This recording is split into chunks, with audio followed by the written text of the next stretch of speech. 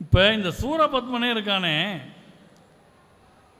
இறைவனிடத்தில் சண்டை போட்டவன் தானே. ஆனால் அவன் போன பிறவியில் 2 பேராக இருந்தானான்.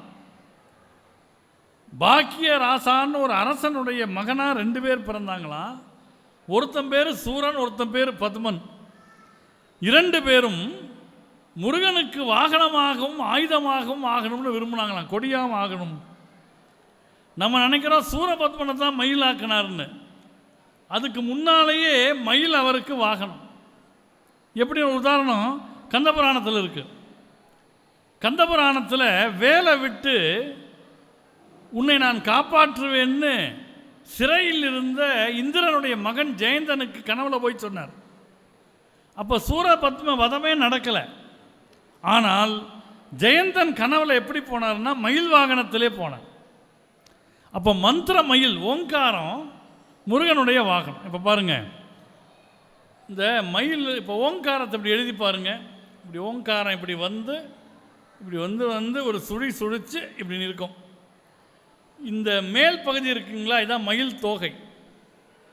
இந்த ஒடுங்கிய பகுதி மயிலினுடைய இடைப்பாகம். அவர் மறுபடியும் அந்த கால் வழியாக வந்து அப்படி சுழிச்சா மயிலுக்கு மேலே நீங்கள் பேனால் எழுதுனீங்கன்னா ஓங்காரமாகும். ஓங்கார சொரூபத்திலே முருகன் இருக்கிறான்னு தான் அதுக்கு அடையாளம். எல்லாம் ஒரு குறியீடாக வைத்தார்கள். சார், தமிழில் அகர முதல எழுத்தெல்லாம் ஆதி பகவன் முதற்றே உலகுங்கிறோம். குழந்தைக்கு முதல்ல ஆனா போட்டு பழக்கிறோம். இந்த ஆனாவுக்கு யாருக்காவது அர்த்தம் தெரியுமா சார்? ஆனால் ஆரம்பித்து ஒரு வார்த்தை சொல்லுங்கள், அர்த்தம் தரலாம். ஆனாங்கிற எழுத்துக்கு என்ன அர்த்தம் இருக்கும்? ஆனா இருக்கு.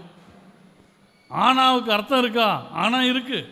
எப்படின்னா, நீங்கள் ஒரு தடவை காற்றுல எழுதி பாருங்களேன் ஆனான்னு. எல்லாருக்கும் மறந்து போச்சோ? நம்ம சிரிப்பானந்தா தான் எழுதுறார். ஒரு சுழிச்சு மேலே போகும், அப்புறம் கீழே வரும், மறுபடியும் மேலே போகும். சார், கீழே வந்தது மேலே தானே போகணும். திடீர்னு இப்படி பக்கவாட்டில் போகும். பக்கவாட்டில் போனால் அங்கே ஒரு குச்சி நின்றுட்டு இருக்கும், அதில் போய் சேரும்.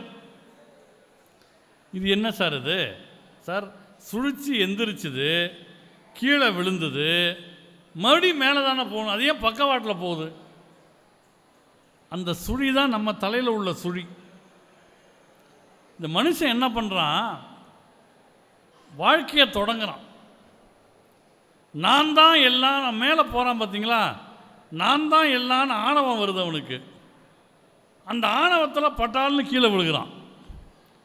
கீழே விழுந்தவனுக்கு பட்டறிவு படிப்பறிவு வந்து மறுபடியும் வாழ்க்கை மேலே போகுது.